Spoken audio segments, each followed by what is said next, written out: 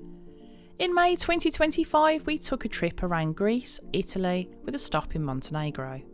Stay with us as we talk about everything from getting to the ship, enjoying the cruise, and what happens when things just don't go the way you had planned.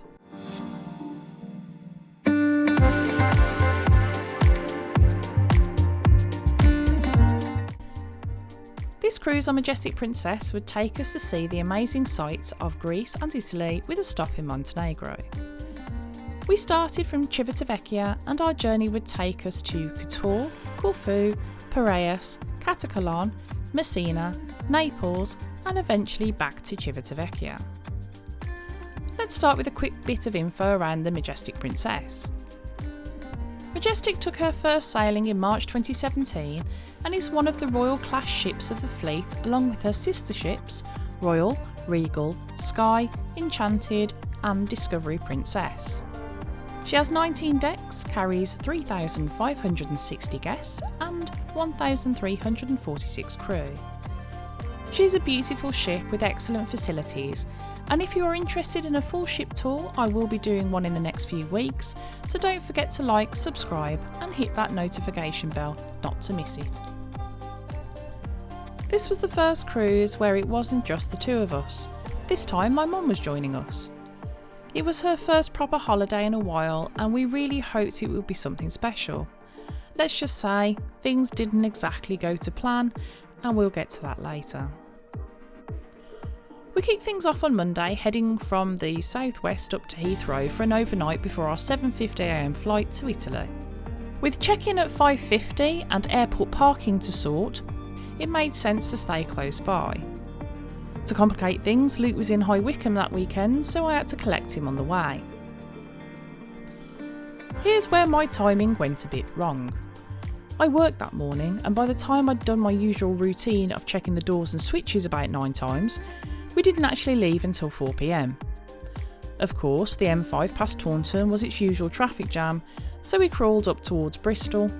We stopped at Gordano Services for some food because nothing says holiday mode than motorway services dinner, and then we carried on. I finally got to Luke about 9pm. With more traffic, it was around 10pm when we pulled up to Heathrow. Parking was scarce, so we ended up miles from the entrance. After dragging the bags across the car park, we checked in, and by 11pm we were in the room. Let's just say it wasn't the nicest room I've stayed in, but at this point I didn't care. We had a 4:30am alarm, so it was head down for a couple of hours sleep. Next morning, bleary-eyed, we lugged the bags back to the car and set off for the airport parking. Heathrow being Heathrow, I drove round in circles 3 times trying to find the right short stay car park for the meet and greet. Eventually, car dropped, we made it to the terminal on time. Tired, but finally it felt like the holiday had begun. We boarded our flight and got to Fiumicino airport for 11am, grabbed our bags and got ready for our trip to Civitavecchia. To save a bit of money, we decided to take the train. I'd seen a few other people in their videos do it, and after some research I thought, yeah, we can manage that. Buying the tickets was actually really simple. There are machines at the airport, you just pick your language, select the ticket, pay, and they print out right there. No problems at all. We got all 3 tickets and headed straight for the platform. The station itself is clearly signed, so it was easy to find. Now the train to Civitavecchia takes about an hour and a half and does mean a change part way through. Again, this was fine. But here's the part we didn't love. The second train had nowhere for our luggage. Maybe we were in the wrong carriage, or maybe that's just how it is if you don't get the faster, more expensive direct train. Either way, we ended up standing by the doors for an hour with all our bags constantly in the way. Add that to being tired from the early start, and by the time we arrived, we were definitely a bit grumpy. Normally, we book a transfer with Princess, and honestly, I think I'll stick to that in future. One thing I will mention here is that we did hear of a few people being pickpocketed on the train, so don't forget to keep an eye on your belongings and pockets. Finally in Civitavecchia. Luckily the hotel was a very short walk from the train station, and by 5 p.m. we were checked into the Hotel de la Ville within about 20 minutes. Lying on the bed in an air-conditioned room felt like bliss, I won't lie. The hotel was nice enough, and after some recovery, we had a shower, got dressed and headed out for some food. We went to a place called Simplice, just along the front towards the port.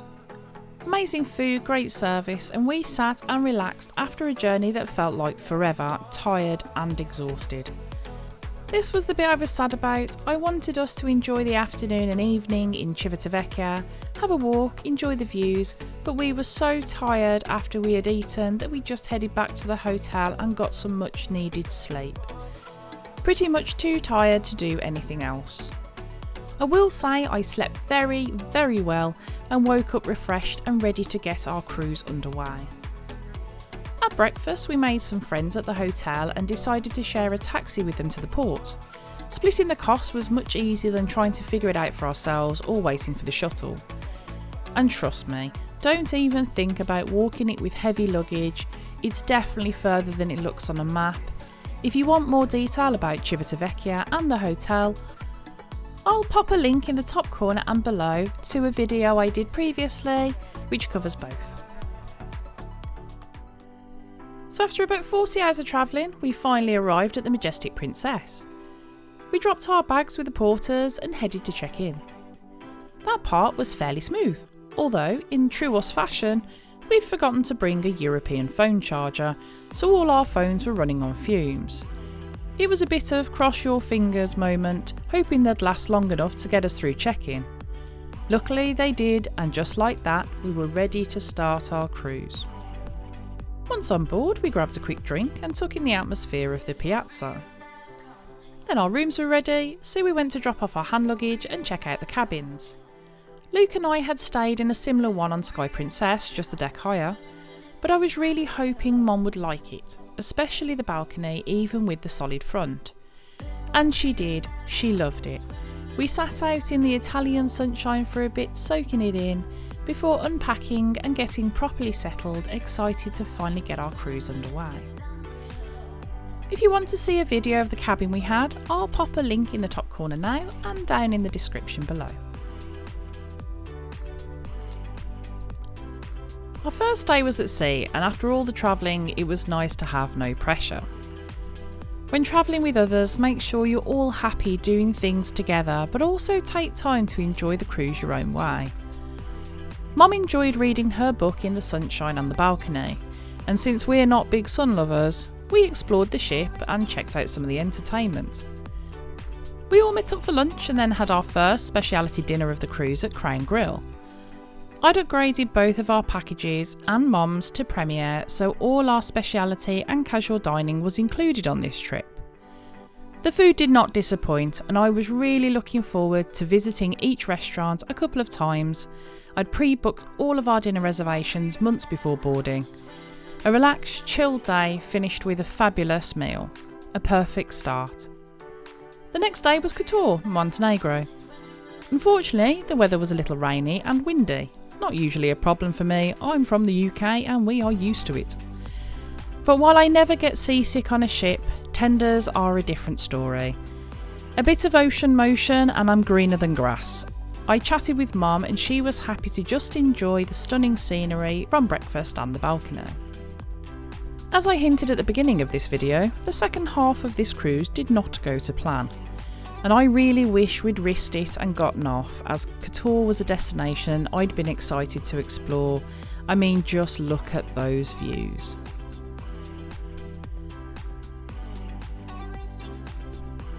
The next day we were in Corfu. By this point, Mum had discovered room service breakfast and was happily enjoying cereal, fruit and a big pot of tea. Once we were ready, we got off the ship and headed into the local town. There's a bus at the end of the port that goes straight into Corfu. We wandered through the charming streets, admired local crafters and shops and stopped for a snack. We enjoyed a local beer, grabbed a Coke and water, and I had the most amazing ice cream. Strawberry sorbet, fresh strawberries, strawberry sauce and cream. It was absolute heaven on a hot day. I'd love to visit Corfu again someday and explore even more. One quick tip, make sure you remember where the coach drops you off. We ended up heading in the wrong direction and had to navigate back through the crowds of identical coaches. Still, we made it back hot and tired but happy. I chilled in the pool and Mum and Luke enjoyed a drink. We capped off the day with dinner at Sabatini's. I do love Sabatini's, but I warned Mum ahead of the time. Large portions and many courses. The key is not to feel guilty about leaving some of each dish. The food was amazing, but portion sizes are definitely something I've always given feedback on. No one would notice or complain if each course was slightly smaller. Another sea day followed, but things began to slide a bit. Mum had developed a rash on her legs that looked like patchy sunburn and was quite sore, so she had to keep them covered. We still made the most of the day, enjoying the ship, relaxing, taking part in some of the quizzes in Princess Live, and enjoying the entertainment. We had lunch that day at Alfredo's, where we had antipasti and delicious pizza. We had dinner in the main dining room, which was always great. That's something I consistently say about Princess, the food is generally excellent. From special dining to the buffet, you cannot complain about the food. We ended the evening with a show at the Princess Theatre and a drink at Bellini's bar. Next stop was Piraeus for Athens. We arrived early and despite Mum's rash still bothering her, we wanted to get off the ship. Walking to the city centre looked like a bit much, so we considered a bus or taxi. Until we spotted the little red hop-on and hop-off train. It circles the main part of Piraeus with 3 stops and costs around €8 each, which I thought was fair. We didn't hop off, just stayed on for the full ride and enjoyed the sights with a bit of a guided talk. It took around 25 to 30 minutes and gave us a good overview of the city. It was a bit bumpy in parts and traffic was, as you'd expect, a bit hectic. Still, I'd recommend it if you're not up for a long walk. You can even pre-book online and save a bit of money. While we waited for dinner, I did my adult chore of the day, laundry in the ship's launderette. It's a love-hate thing for me. We had limited luggage due to flying in, so I knew I'd need to at least do 1 load. Normally I buy tokens and detergents from the machine, but on multiple ships I've had issues, either the machine is out of service or has no detergent. This is usually sorted out within 10 minutes after a quick phone call, but Princess really needs to find a more reliable system. But a pro tip here, set a timer because people will take your stuff out if you're late. The washers are fine, the dryers leave things a bit damp, so I just hang them in the wardrobe to finish drying. Next stop was Katakolon, a charming little port town in western Greece with just a few streets but plenty to see. We strolled through the shops selling olive oil, olive wood products, leather and clothes. After about an hour we stopped at Porto Cafe along the waterfront. We shared some great food and enjoyed a couple of ice-cold beers in the sunshine. It's a great port for a relaxed stop, flat terrain and easily walkable, perfect if you have mobility issues. We stopped and enjoyed the view here for about 2 hours. Did some people watching and had some amazing views of Majestic Princess in all her glory. I would 100% get off here again. That night we had dinner in the third of the specialty restaurants, the Catch by Rudi. This is actually the first time I've been able to try the food here and I was so impressed.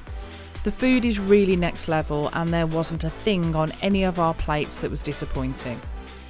Food was incredible and dramatic. The staff were, as always, first rate. We couldn't have asked for anything more, including the rather intricate dessert I had shaped like a face.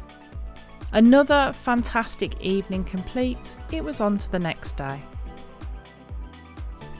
Day 7 was another sea day and things took a real turn. Mum had a rough night and woke up with a bad sore throat and developing a cough.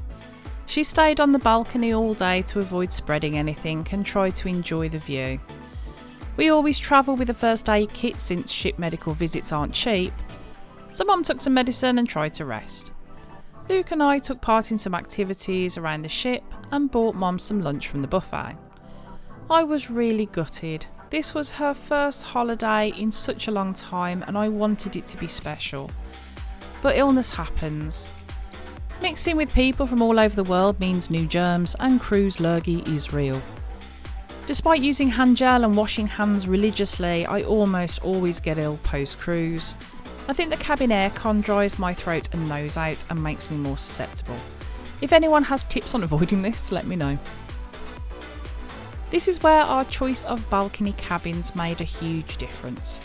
Mum could relax with a view, read her book and order food with no extra cost thanks to the Premier package. Granted, we could have had this on +2. She said if she'd been in an inside cabin, it would have felt much more isolating. That evening, Luke and I spent time in the casino. We're casual slot players, only spending what we can afford to lose. On this trip, we noticed that the casino offers were clearly marked all the way through our trip. For those that don't know, when you sit at a machine or table in the casino, you use your medallion to let them know who is playing. This allows you to collect points as you gamble.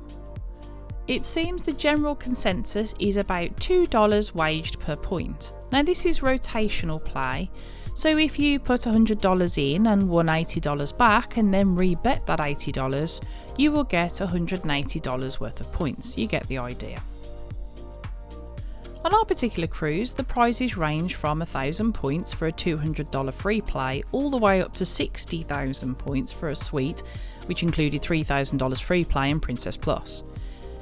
So if you are casino players, the chances are you will get an offer on the last night put under your door called "See You Next Time." Note that the points are only counted up to the second last day of your cruise up to midnight. They do not count on the day before you disembark, so if you are near the threshold for an offer and want to get to the next level up, don't leave it to the last night.